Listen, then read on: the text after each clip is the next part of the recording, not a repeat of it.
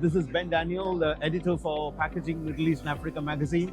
I'm here at Gulfood Manufacturing 2025 at this fantastic SIG booth. And it's such a pleasure to be here with Christoph Wegener, who is the Chief Markets Officer for SIG. Hello, Christoph. Ben, it's a pleasure to meet you and Same welcome here. at our booth. Thank you very much. So we are on the second day of the show. How has the show been so far? So it's been incredibly busy, and every year we say that, but it gets more and more busy. And again, I mean, the highlight so far, Ben, is really that we've been awarded the Innovative Packaging Award from Gulfood, which we're very, very proud of, for our alu-free full barrier structure. Many congratulations. Tell us more about this alu-free full barrier structure that you've developed, and obviously you won an award for that. Tell us more about the structure and how is it really standing apart from so many other solutions that we see in this show. Yeah. So first of all, we're an aseptic carton system company. So we sell aseptic cartons. Now, explain the innovative factor in this packaging. I need to explain a little bit what cartons are made of, right? So 75% paper, it's 10% plastic, and the remainder is aluminum. Now, aluminum is only 5% of the structure, but it is 50% of the raw material linked CO2 footprint. So it's a very CO2 intense way of providing barrier for the packaging. Now, barrier is important because we provide 12 months shelf life. So you need light, water vapor, and oxygen barrier. So it's not easy to remove the aluminum, but for the environment, it's actually a very good thing. Now, we've been a leader in that space, and we started already years back with launching an alu-free pack, but it didn't provide the full barrier. So, and what does that mean? So it means compromise on shelf life, and it means if you're going, for example, to hotter climate conditions, the pack starts to sweat, or if you have oxygen-sensitive products like juices, they start to ferment, right? But we believe we can't make compromises. I mean, if we go alu-free, we need to be able to do that across the world, all categories. So we have to provide the same barrier as aluminum. And that's really the innovation that we have in this pack. Alu-free full barrier, as the name says. No alu, CO2 goes down by up to 25%, and it provides the same barrier properties. Wonderful. So that means there's no compromise on the shelf life, for example. Let's say. Yeah. And that's exactly it. So when we speak about breakthroughs, it's solving a problem without significant trade-offs. Right. And this is solving a problem, bringing down the CO2 footprint, making the pack at the same time easier to recycle because you just have two components now. And it doesn't come with significant cost up, very important. It doesn't come with compromise on shelf life, very important, because at the end of the day, we can take a lot of CO2 out of the packaging, but in reality, more than 80% of the CO2 footprint is in the product that we pack. So we can optimize the 20%, but if you pay that optimization with food waste, so in the 80% of the CO2 footprint, overall, you create a disservice actually to the environment. Great marketing story, but impact delivered is negative. So that's why compromising on shelf life was not an option for us. That's nice to hear. Christoph, earlier you spoke about going one level higher and better and much more sustainable. What's that? Tell us more about that. I'm glad you asked. So basically, for us, that we don't stop the journey here, right? We basically say we want to go monomaterial as a company. And monomaterial means we need to drive up now the fiber content, right? So alu is out, what's left is paper, liquid paper board, and plastic. Now the plastic is in the inner lining, it's on the outside, and it's in the closure. So we want to take this to 90% plus fiber.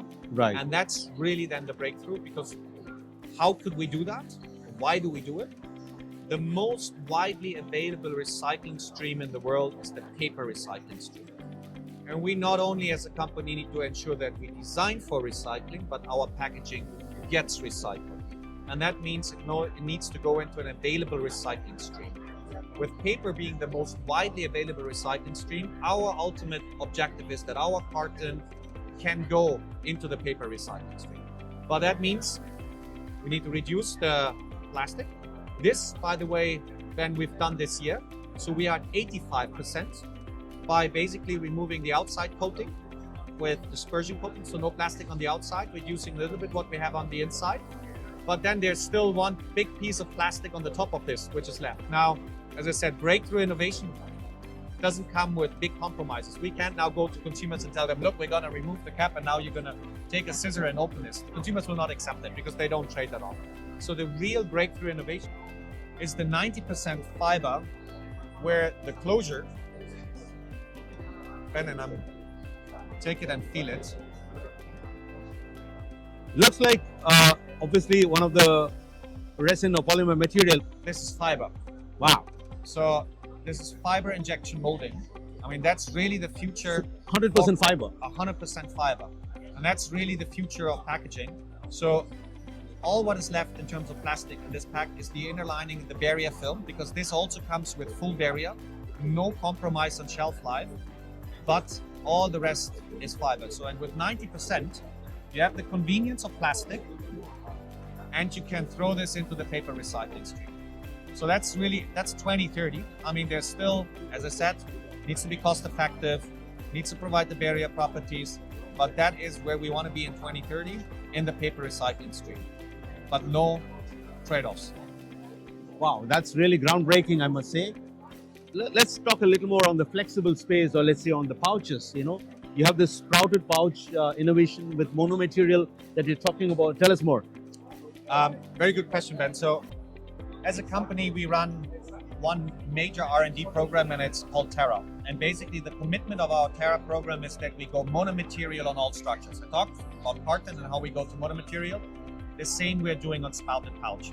And why is that important? Because if you go monomaterial, you can recycle it, right? So you cannot usually separate different types of polyolefins. So you want one, so you can recycle it and not downcycle it. And that is also our commitment when it comes to spouted pouch and bag-in-a-box. But to be honest, I mean, that is only one contribution we want to do. In reality, we also want to improve the whole system. And let me explain you what I mean by that.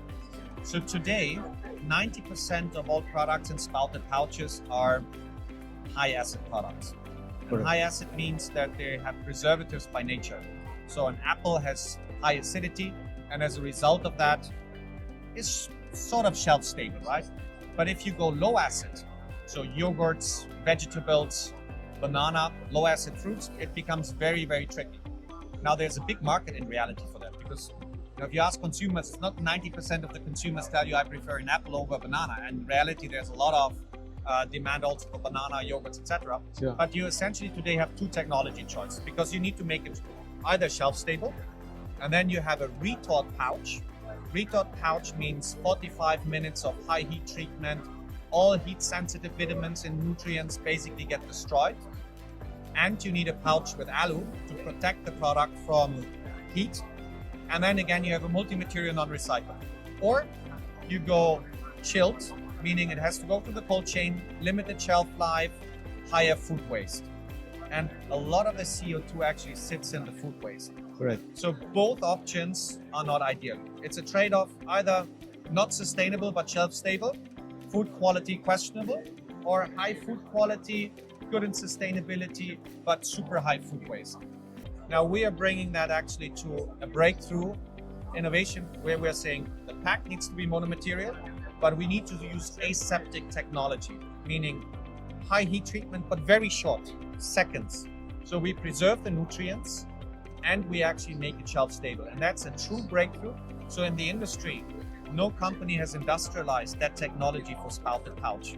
And we now have. So we're not just thinking packaging, we're really thinking the processing, we're thinking the filling process to get to the consumer product, which is convenient, like the spouted pouch, which is sustainable monomaterial, which comes with the right shelf life, long, no need for a refrigeration, but also, and more importantly, and actually most importantly, it protects what makes the product good, which is the food quality, the nutrients, the vitamins. Right, brilliant. I think both ways, from the carton and also from the sprouted pouch, something very innovative that I've seen. And I wish you all the best for the rest of the show. And one final message for our viewers, what sets SIG apart from so many other solutions that I see in the carton space and also in the aseptic space? It's a very good question. Look, I mean, I think our philosophy when it comes to innovation, specifically sustainable packaging, is no trade-offs. That's the only way forward. So if we bring innovation to the market, it needs to be convenient, needs to be sustainable, it needs to be not only designed for recycling, but get recycled, and it needs to be cost competitive. And that's, I think, how we really transition the packaging industry towards more sustainable solutions. So Brilliant. really a pleasure. Thanks for taking the time. Thank you and wish you all the best. Thank you.